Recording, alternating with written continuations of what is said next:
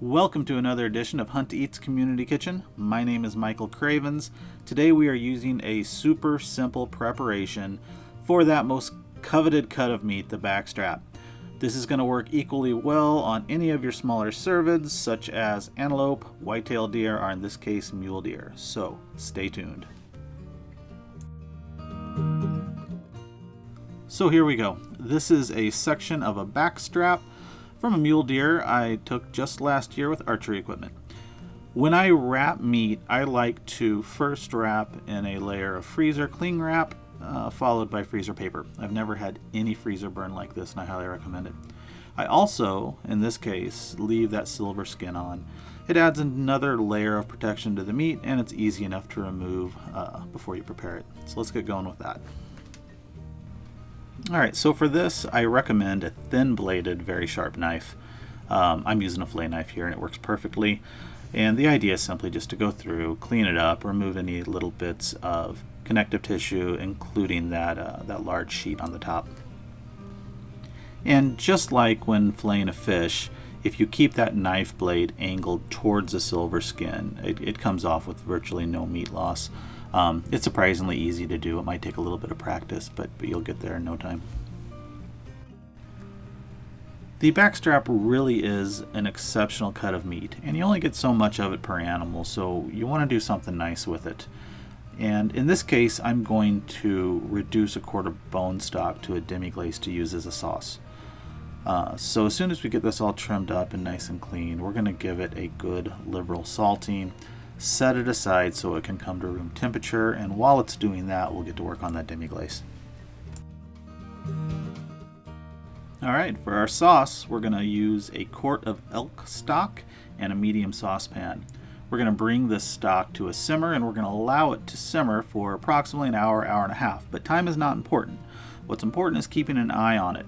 When it reduces down to the point that you can drag a flat-end wooden spoon or other similar instrument across it, and it takes a moment for that liquid to reconnect, that's when you want to take it off the heat. Okay, it's time to sear our backstrap. For this, I'm using a cast iron skillet over a medium-high heat with a high smoke point oil. In this case, I'm using peanut oil, but any will do. I'm also throwing in some sprigs of rosemary to add a little more flavor to that oil. Of course, after that, I'm going to add my backstrap. And a good rule of thumb here is to let it sear and not turn it until it releases freely from the surface of the skillet. In this case, you see it sticks a little bit, but really it was just one small spot, and that's okay. Furthermore, you want to carry on doing this, searing it, turning it around until it gets to a point that you reach your preferred internal temperature. In my case, that's going to be 120 to 130, and remove it promptly there after that. Now, there are those people out there more talented than I that can judge the internal temperature without a thermometer. I'm not one of them. It is important, though, to act quickly as soon as you get to that preferred temperature, because those internal temps are rising quick at this point and you can ruin it fast.